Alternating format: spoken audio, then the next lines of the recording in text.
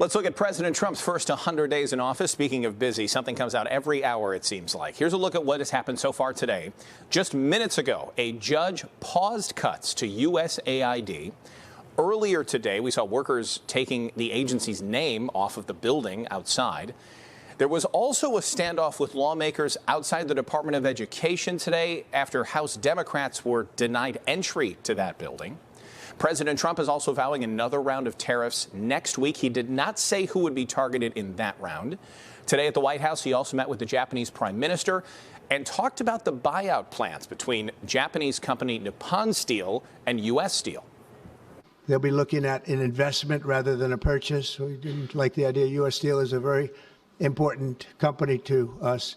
It was the greatest company in the world for 15 years, many years ago, 80 years ago. And we didn't want to see that leave, and it wouldn't actually leave, but the concept psychologically not good. So they've agreed to invest heavily in U.S. Steel as opposed to own it. U.S. Steel's largest facility is in Gary, Indiana. President Trump also said today he plans to meet with Ukrainian President Zelensky, saying he hopes to see the war in Ukraine end.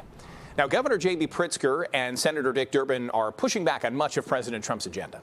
At the same time, Illinois Republicans are looking for ways to incorporate the cost-cutting plans statewide that Trump is trying to enforce. Political reporter Marianne Ahern here now with some of the reaction. It's been a busy 3 weeks, right? Oh, yes. Oh, my. It is no secret Governor Pritzker is eyeing a presidential race in 2028. And while that seems like a long way from now, he is becoming one of the most outspoken Democrats as President Trump ushers in these sweeping changes. It's bad for Illinois. It's bad for the country. Governor J.B. Pritzker disagrees with President Trump's tariff proposals.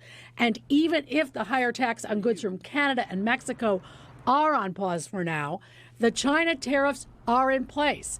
Pritzker says we want to trade. We want to sell into those countries, and we need the input products that come from those countries to make sure we can produce in a manufacturing setting like this one. Many changes are taking place in every direction. Senator Dick Durbin reacts to the hurried pace of Trump's executive orders and his cabinet picks. I understand the frustration, sometimes the anger. And it's interesting to me, people are upset with President Trump's policy. They're upset with the Republicans who support him, so they pick at the Democrats' office. You say to yourself, I think I'm on your side on most of these issues, but be engaged, be part of the process. You can't give up. As for the Illinois General Assembly, I stand with President Trump.